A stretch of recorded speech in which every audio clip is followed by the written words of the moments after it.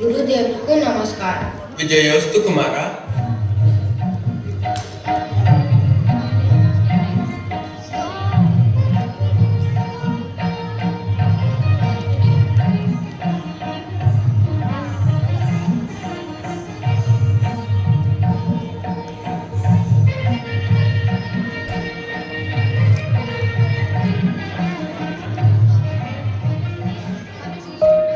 వీరాకతో మా అరణ్యవాసం ఏ ఇబ్బంది లేకుండా గడుస్తుంది అని నమ్మకం కలిగి అరణ్యవాసం గడిస్తే సరిపోదు ధర్మరాజా, ధర్మస్థాపన కూడా జరగాలి. దానికి ఏం చేయాలి గురుదేవా? నీతో ఏకాంతంగా మాట్లాడాలి. నాతో రా.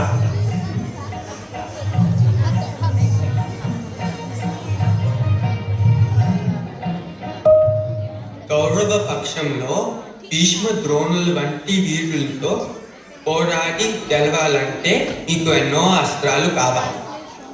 అవును, మీరు అన్నది నిజం. మా కర్తవ్యం ఏమిటో చెప్పండి. ఇదిగో నీకు ప్రతిస్మృతి అనే విద్యను ప్రసాదిస్తున్నా.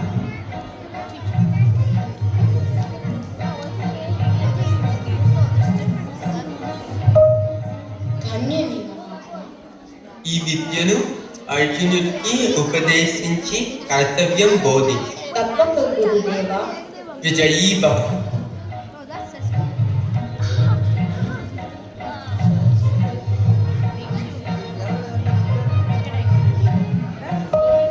పాదపూజ అందుకొని వ్యాస మహర్షి మిమ్మల్ని మాత్రమే పక్కకి తీసుకెళ్ళి ఏమి రహస్యం చెప్పారు? అవును అన్నయ్య, అతను వచ్చిన పని ఏంటి? చాలా ముఖ్యమైన పని. ఆ ముఖ్యమైన పని ఏంటన్నయ్యా? యుద్ధానికి సిద్ధం అన్నారు.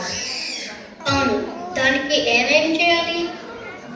కౌరవుల పక్షంలో మన తాతగారు భీష్ముడు, ఇంకా గురువు గారు ద్రోణుడు వంటి వీరులు ఉన్నారు.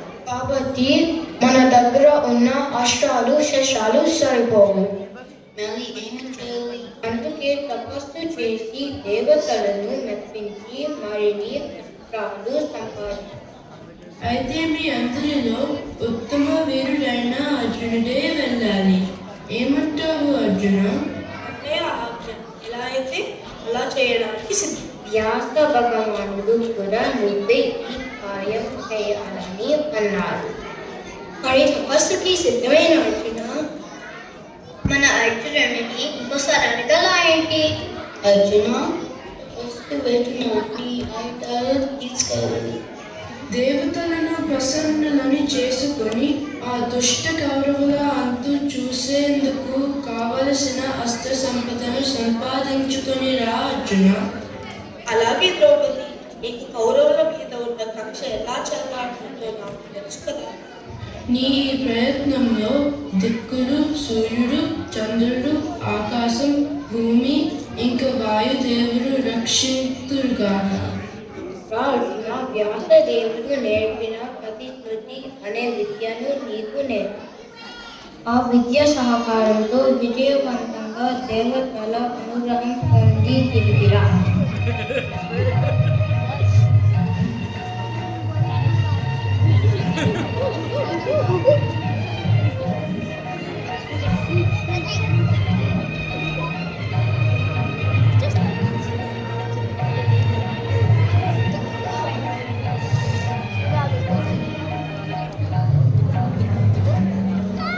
ఆహా, ఇంద్రకీలాద్రి పర్వతం ఎంత ప్రశాంతంగా ఉంది. అందుకేనేమో ఈ ప్రదేశం తపస్సుకి సరి అయిన ప్రదేశం. ఇక్కడ కూర్చొని మొదలు ఇంద్రుడి కోసం తపస్సు చేస్తుంది. ఓ మహావీర, ఆగము. ఎవరది? ఆపస్సులు వంటి ప్రదేశంలోకి ఆయుధాలతో వచ్చి మమ్మల్ని ఎవరని అడుగుతావా? నమస్కారం మహాత్మా. అసలు ఈ జనరహితమైన ప్రదేశంలో ఎవరున్నారని ఆశ్చర్యంగా అనుకుంటున్నాను. మీరు అనుమతిస్తే ఇక్కడ తపస్సు చేసుకుందాం. అసలు మీరు ఎవరవు? ఇక్కడికి ఎందుకు వచ్చావు? పాండవ మధ్యముడైన అర్జునుడు దేవతలని ప్రసన్నం చేసుకుందామని తపస్సుకై వచ్చారు. తపస్సుకి ఆయుధాలతో ఎవరైనా వస్తారా? మీ ప్రశ్న చాలా సమంజసం. దేవతల దగ్గర అస్త్రశస్త్రాలను సంపాదించాలన్న ఉద్దేశంతో వచ్చారు. కానీ క్షత్రియుడిని కాబట్టి రక్షణ భారం ఎప్పుడు ఉంటుంది. అలాంటప్పుడు తపస్సుకి వచ్చిన ఆ ధర్మం వదిలిపెట్టకూడదు కదా, అందుకే ఆయుధాలతో వచ్చారు. అలా అర్జున దృశ్యమైన మాటలతో రెచ్చగొట్టే ప్రయత్నం చేసిన సాధువుల పట్ల ఎంతో మర్యాదగా ప్రవర్తించారు. విజయోస్తు. దేవేంద్ర నమస్కారం. నీ దర్శన భాగ్యంతో మా కష్టాలన్నీ తిరిగినట్టు. ఏం వరం కావాలో కోరుకో అర్జున. నేను ఈ ప్రాంతానికి దేవతానుగ్రహం వారి ద్వారా అస్త్ర సంపద కోసం వచ్చాను. తప్పక నీకు కావలసిన అస్త్ర సంపద వివిధ దేవతల నుండి కూడా పొందగలవు. కానీ ఏంటి యువరా? అన్నిటికన్నా ముఖ్యమైన ఒక అస్త్రం సంపాదించుతాను. ఆ తర్వాత నాతో పాటు మిగతా దేవతల నుండి కూడా వివిధ అస్త్రాలు పొందగలవు. ఆ ముఖ్యమైన అస్త్రం ఏంటి దేవేంద్ర? పాశుపత శివుని మెప్పించి ఆ అస్త్రం సంపాదించు. అలాగే మహేంద్ర, వెంటనే శివుడి గురించి తపస్సు మొదలుపెట్టు. శివుని మెప్పించాలంటే ఇక హిమాలయాల్లోకి వెళ్ళి ఘోర తపస్సు చేయాలి. ధన్యం.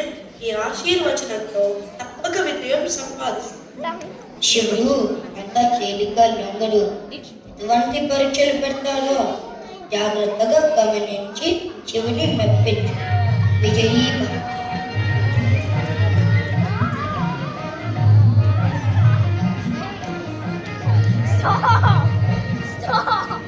ఓం నమః శివాయ. ఓం నమః శివాయ. ఓం నమః శివాయ. ఓం నమః శివాయ. ఓం నమః శివాయ. ఓం నమః శివాయ.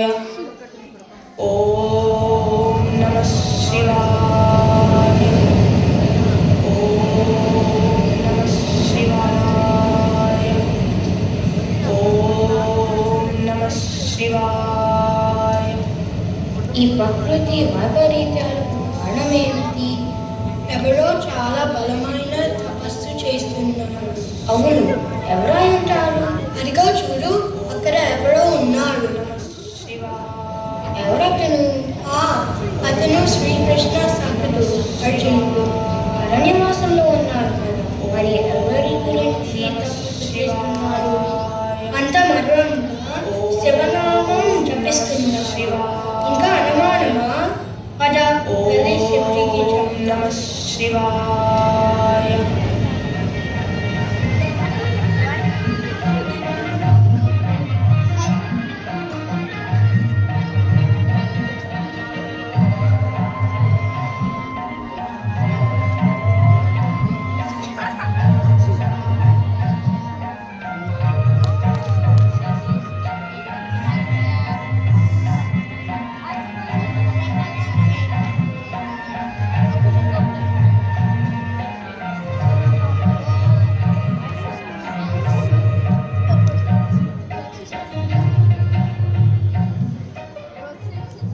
పరమశివ, రక్షించు, రక్షించు. ఏమి జరిగింది? ఎందుకీ అడావుడి? సర్వాంతర్యామివి నీకు తెలియని విషయమా? మీ భక్తులను ఎందుకు పరీక్షిస్తున్నారు స్వామి? వారు ఎందుకు వచ్చారో వాళ్ళనే చెప్పని దేవి. పరమాత్మ అర్జునుడు తపస్సుతో లోకాలని అల్లకల్లోలం చేస్తున్నారు. అర్జునుడా ఎందుకు తపస్సు చేస్తున్నాడు? ఇంకెందుకు? నా కోసం, అస్త్రాల కోసం. అవును, ప్రస్తుతం 4 నెలలుగా ఘోర తపస్సు చేస్తున్నారని విన్నాము. మొదటి నెల కేవలం 3 రోజులకి ఒకసారి ఆహారం తీసుకునేది. ఆ తర్వాత నెల ఉపవాసమును రెట్టింపు చేశాడు. ఆపై 15 రోజులకు ఒకసారి ఆహారం తీసుకొని ఇంకో నెల తపస్సు చేశాడు. ప్రస్తుతం ఒంటి కాలిపై నిలబడి గాలి మాత్రమే ఆహారంగా తీసుకుంటూ తపస్సు చేస్తున్నారు. ఆహా, ఎంత కష్టమైన తపస్సు చేస్తున్నాడు. అలా తపస్సు చేస్తున్న అర్జునుడిని చూడాలని ఉంది స్వామి. తప్పకుండా దేవి, కానీ తపస్సుకి తగ్గ ఫలితానికి యోగ్యుడు కాదు ఒక చిన్న పరీక్ష పెడతాను. బాగుంది. ఎటువంటి పరీక్ష? తన పరాక్రమానికి పరీక్ష. మూకాసుర, ఇలా రా. అర్జునుడు భూలోకంలో ఘోర తపస్సు చేస్తున్నాడు. అతనికి పరీక్ష పెట్టబోతున్నాడు. అందులో భాగంగా నువ్వు వరాహ రూపంలో వెళ్ళి అర్జునుడి తపస్సు భంగపరిచే ప్రయత్నం చేయి. నీకు నాపై నమ్మకం ఉందా?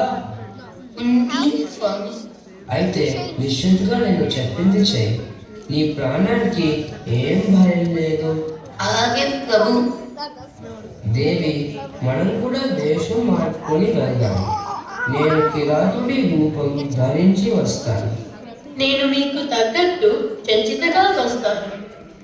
స్వామి, మేము కూడా మీతో రావచ్చా? తప్పకుండా. మీరు కూడా వేషం కట్టి మా వెంట రండి.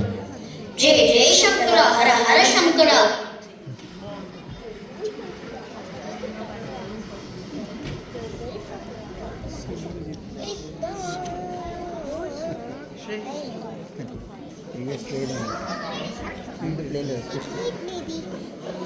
ఓం నమః శివాయ.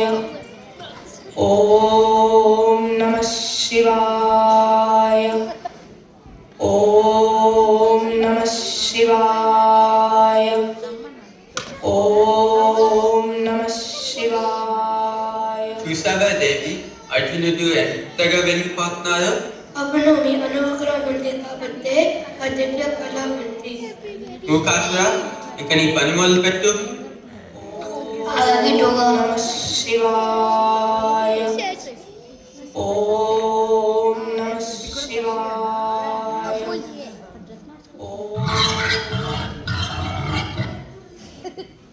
ఓ సోస్కురాడా, అది నేను ఆటాడుతున్న పంది. నేనే సంపా. ఓ ఈ కిరాత, నాపైకి దూసుకొస్తున్న మృగాన్ని నేనే చంపుతా. అట్ట ఎట్ట కూడుతుంది? దాన్ని మొదటి నుంచి నేనేగా ఏతాడుతునేది. నేనే కొట్టా. భలే కథలు చెప్తున్నావే. ఏం చంచిత, ఏం సబ్బలు లేకుండా ఇంత చూస్తున్నావే? దుబ్బనే చెప్పు. అవును మావా, నువ్వేగా దాన్ని ఎంత దూరం తెచ్చింది. అగ్గది అట్టా చెప్పు ఈ సిన్నోడికి. ఏదేమైనా సరే ఈ జంతువుని నేనే చంపుతా. నీకు వీలుంటే ఆపు.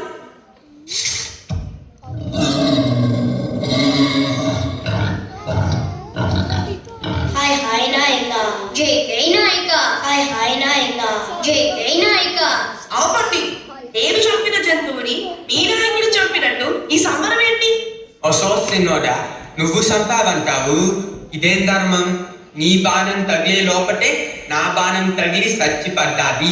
ఓరి కిరాతుడా, నేను కొట్టిన పందిని నువ్వు కొట్టి నాకే ధర్మం చెప్తున్నావా? మా నాయకుడే కొట్టినాడు. అవును, మా దొరే కొట్టినాడు. నిజంగా నాకన్నా వేగంగా బాణాలు వేయగలిగిన వాడివే అయితే నాతో యుద్ధం చేసి ఓడించు. ఏం చంచిత, ఈ కుర్రోజు ముచ్చట తీర్చమంటావా? అవును మావా, ఈ సన్నోడితో నీ యుద్ధం చూడాలని ఉంది. ఆలస్యం ఎందుకు సిన్నోడా, రా యుద్ధానికి.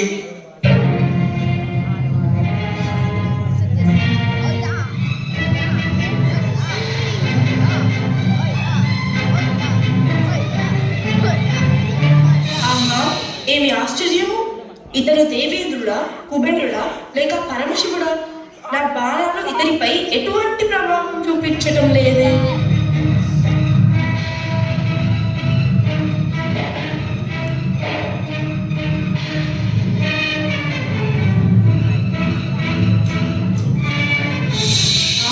ఏమి ఆశ్చర్యము! నా అక్షయ బాణ పూరీనములు కూడా శరశూన్యం కలిసిపోయాయే. ఇక ఉపేక్షించి లాభం లేదు.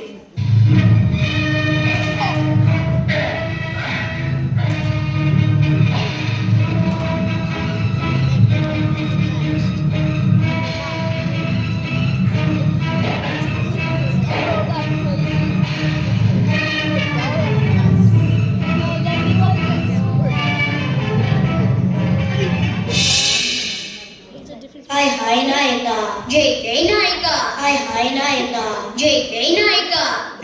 ఇంక పదండి, ఈ వేషానికి ముగింపు సమయం వచ్చినది. అవును స్వామి, నిజ స్వరూపంతో అర్జునుడికి దర్శనం ఇద్దాం. ముందు మూకాసురుడికి విముక్తి కలిగించి వెళ్దాం. లే మూకాసుర, నీవు నీ కర్తవ్యం పూర్తి చేస్తావు. ధన్యము స్వామి.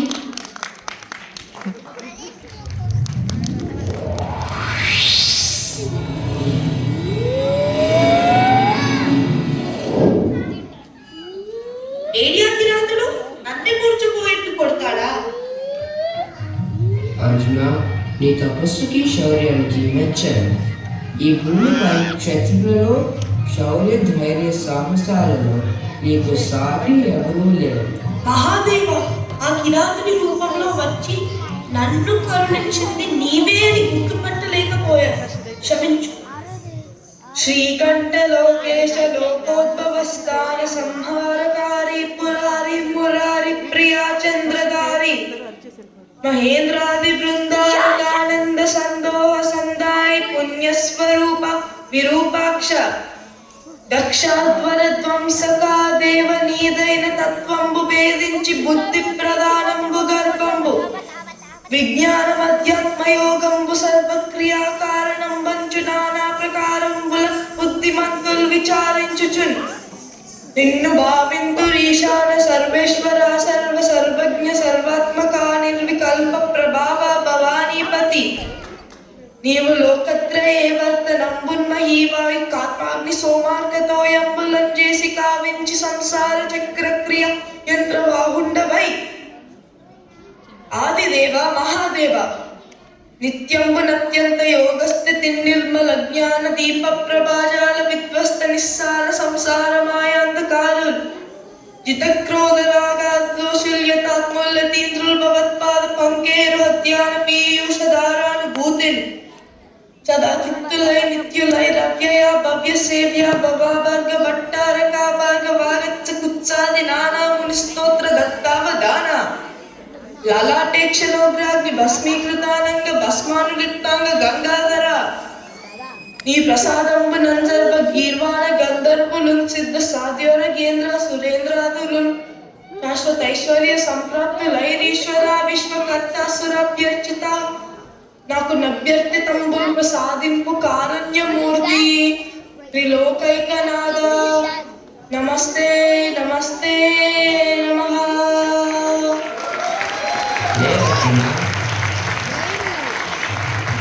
నీ తప్పు క్షమించాను.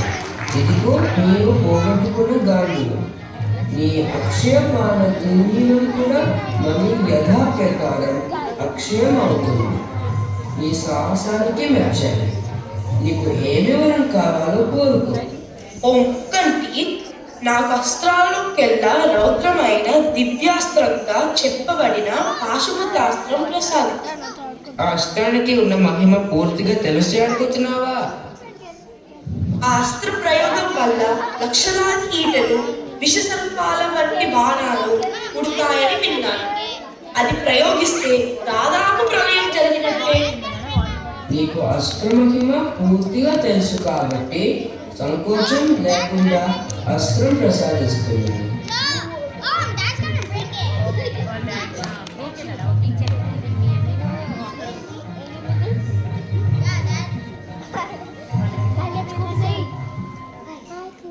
కుమార, అస్త్రప్రయోగం మరియు ఉపసంహారము తెలుసుకున్నారు. విచక్షణతో ఈ అస్త్రాన్ని వాడు. అలాగే మాత. ధనంజయ, ఈ పాశుపతాస్త్రానికి అసాధ్యం అంటూ లేదు. కానీ అల్పులపై ప్రయోగించినట్టు జగత్తును నాశనం చేస్తుంది. అలాగే మహాదేవ, ఔచిత్యం ఎరిగి ఈ అస్త్రాన్ని వాడతాను. ధన్యం. విజయ, రాబోయే కురుపాండవ సంగ్రామంలో నువ్వు వేసే ప్రతి బాణం చివరన నేను ఉండి ఈ బాణాల లక్ష్యం తప్పకుండా చూస్తాను. ఈ యుద్ధంలో ధర్మానికి ఘన విజయం లభిస్తుంది. వేజన సుఖిని భవంతు.